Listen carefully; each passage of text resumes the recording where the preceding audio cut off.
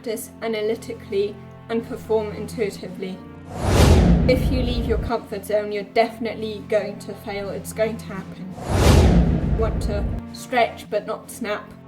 Developing skills, mastering skills, is extremely important if we want to succeed at anything. So how can we learn faster?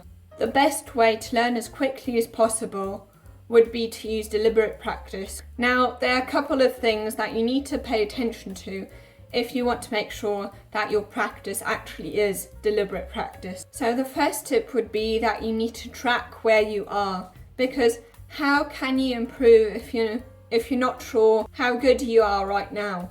You can't manage what you don't measure, and everything that you measure improves. And you'll also see that this first tip is going to be extremely important for the next ones as well. And then the second tip, a key element of deliberate practice, is that you set a very specific, clear goal. So for example, when it comes to running, one time you would focus especially on your pace, the other time you would, for example, focus on the distance you run, and then another time you'd focus on your technique. You need to make sure that you practice analytically and perform intuitively.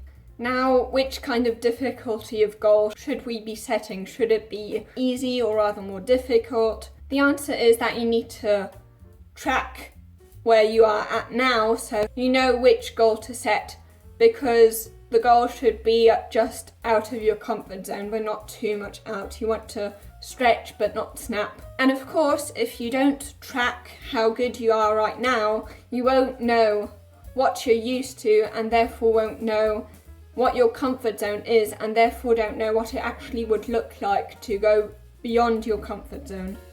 And then each time you want to push yourself out of your comfort zone a tiny little bit more.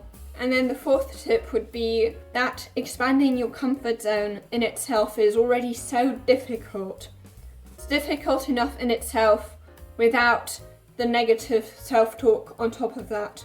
Because if you leave your comfort zone, you're definitely going to fail. It's going to happen. And it's going to happen often. And if you beat yourself up on top of the pain of already having failed, then you're going to quit way sooner. And then the fifth tip would be that you want to practice very much. That you want to practice often. Repetition is the mother of skill. Remember what I said before about performing intuitively? You can only do that if you practice a lot. Now, if you want to know more about deliberate practice, you can watch this video here.